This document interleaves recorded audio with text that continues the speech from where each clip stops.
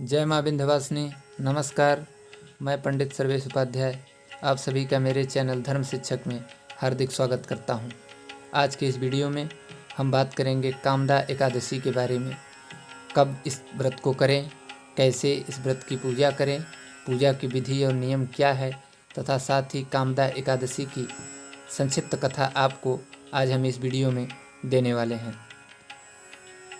एक वर्ष में कुल 12 महीने होते हैं और एक महीने में 2 एकादशी, एक शुक्ल पक्ष की और एक कृष्ण पक्ष की। इस प्रकार एक वर्ष में कुल 24 एकादशी होती है, किंतु जिस वर्ष अधिक मास लगता है उस वर्ष 26 एकादशी हो जाती है।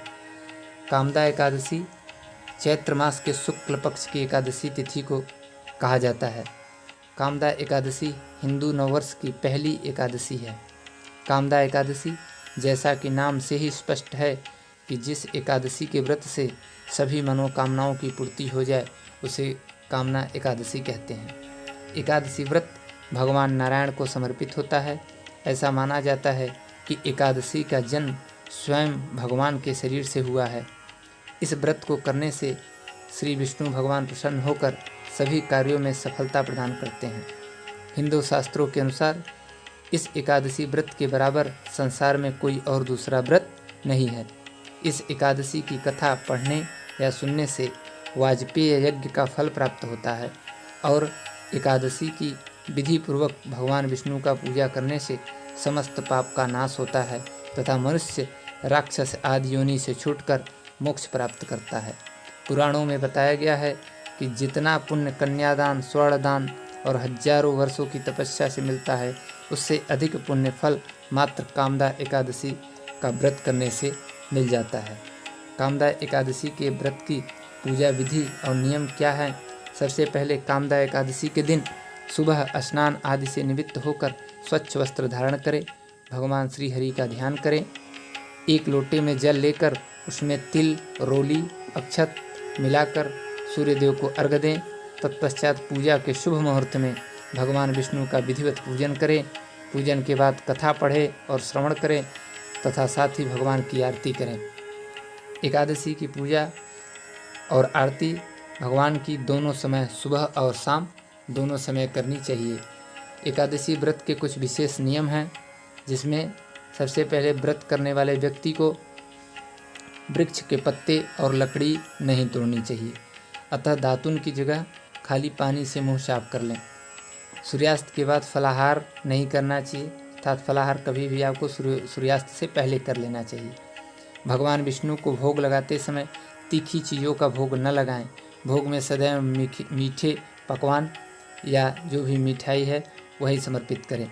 कामदा एकादशी को भूल कर भी चावल का सेवन ना करें, इससे अगले जन्म में रेंगने वाले जीव के रूप में जन्म मिलता है। दान का विशेष महत्व है। इस दिन तिल और फलों का दान करना चाहिए और साथ ही इस व्रत में चावल के अलावा जौ, मसूर, बैगन और बीन्स से भी पारण नहीं करना चाहिए। एकादशी व्रत का पारण अगले दिन सूर्योदय के बाद करना चाहिए। हम कामदा एकादशी के व्रत की कथा का शुभारंभ करते हैं। ओम नमो भगवते वासुदेवाय। श्री गणेशाय नमः। कामदा एकादशी की कथा भगवान श्री कृष्ण ने धर्मराज युधिष्ठिर को सुनाई थी।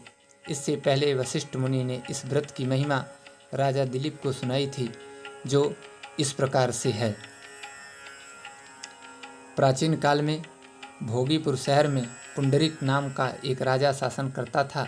उसके नगर में अनेक अप्सराएं, किन्नर और गंधर्व रहते थे और उनका दरबार इन्हीं लोगों से भरा रहता था। गंधर्व और किन्नर प्रतिदिन उस दरबार में गाते थे। ललिता नाम की एक सुंदर अप्सरा और उसका पति ललित, एक कुलीन गंधर्व वहाँ रहता था। दोनों के बीच अपार स्नेह था और वे हमेशा एक दूसरे की यादों में खोए रहते थे, एक दूसरे से अपार प्रेम करते थे। एक समय के दौरान जब ललित राजा के दरबार में गा रहे थे तो अचानक उन्हें अपनी पत्नी ललिता की याद आ गई। इस कारण वह अपनी आवाज़ पर नियंत्रित नहीं कर सके और कुछ अलग गा बैठे। कर्कट नाम के एक सर्प ने यह देखा और राजा पुंडरीक को यह बात बताई। इससे राजा पुंडरीक क्रोधित हो गए और ललित को राक्षस होने का श्राप दे दिया। इसके बाद कई सालों तक ललित दैत्य योनि में घूमता रहा। उसकी पत्नी उसे याद करती रही, लेकिन अपने पति को इस हालत में देखकर वह दुखी रही। कुछ वर्ष बीतने के बाद ललित पत्नी ललिता विंध्य पर्वत पर ऋषि ऋष्यमुख के पास गई और अपने पति के लिए उपाय पूछने लगी। ऋषि को उन पर दया आई और उन्होंने कामदा एकादशी व्रत करने के लिए कहा। तब ऋषि के बताए अनुसार उसने चैत्र पक्ष शुक्ल पक्ष की एकादशी का व्रत किया और अगले दिन द्वादशी को पारण करके व्रत को पूरा किया। फिर उसने भगवान से प्रार्थना की कि वह इस व्रत का पुण्य अपने पति को देती है ताकि वह राक्षस योनि से मुक्त हो जाए।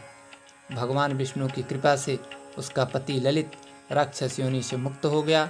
दोनों पहले की तरह रहने लगे और एक दिन विमान पर बैठकर स्वर्गलोक को चले गए।